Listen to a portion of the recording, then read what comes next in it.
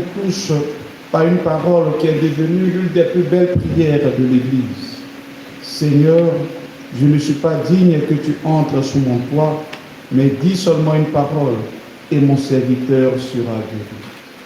Frères et sœurs, cette parole remplie de foi et d'espérance ne vient pas d'un juif, encore moins d'un des compagnons de Jésus, mais cet homme qui nous parle aujourd'hui et dont ces paroles sont reprises à chaque célébration, ce n'est pas un juif, c'est un Romain. Il n'appartient même pas au peuple choisi. Et pourtant, c'est lui qui nous fait l'une des plus belles professions de foi. Il croit profondément que la parole de Jésus suffit. Il n'a pas besoin de la présence physique de Jésus chez lui à la maison. Mais il sait qu'une seule parole du Christ est capable de résoudre la situation. Il ne demande pas de gestes spectaculaires. Il ne réclame pas la présence physique du Seigneur chez lui. Il croit à la puissance d'une parole. Et Jésus s'émerveille de sa foi. Jésus le prend en exemple. Chez personne en Israël, je n'ai trouvé une telle foi. Est-ce que encore chez nous, dans notre communauté, dans notre église actuelle, nous pouvons encore avoir ces gens, ces personnes de foi, qui ne recherchent pas tant que le Seigneur agisse de manière spectaculaire dans leur vie, mais simplement qui se tiennent en sa présence ou qui n'attendent seulement qu'une parole du Seigneur. Nous sommes friands de gestes spectaculaires. Nous voulons que tout le monde sache que Jésus est avec nous. Et pourtant, ce centurion romain ne recherche pas ça. Il recherche juste une parole. Cette parole suffit à son bonheur. Cette parole suffit à sa grâce. Cette parole suffit pour qu'il se sente béni, pour qu'il sente que Dieu entend ses prières. Alors que nous, frères et sœurs, Dieu nous parle tous les jours.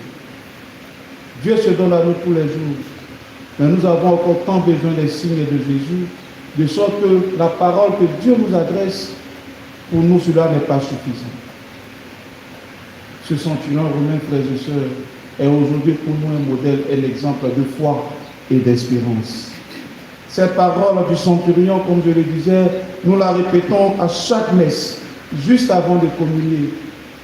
Est-ce que nous comprenons la portée de cette parole? Seigneur, je ne suis pas digne de te recevoir, mais dis seulement une parole et je serai guéri. À force de la répéter, frères et sœurs, elle est devenue machinale. Est-ce que nous y mettons la foi? Est-ce que nous y croyons? À chacun d'y répondre. Si nous y croyons réellement, frères et sœurs, je pense qu'à la sortie de la messe, nous n'avons plus d'inquiétude à avoir. À la sortie de la messe, nos problèmes sont résolus.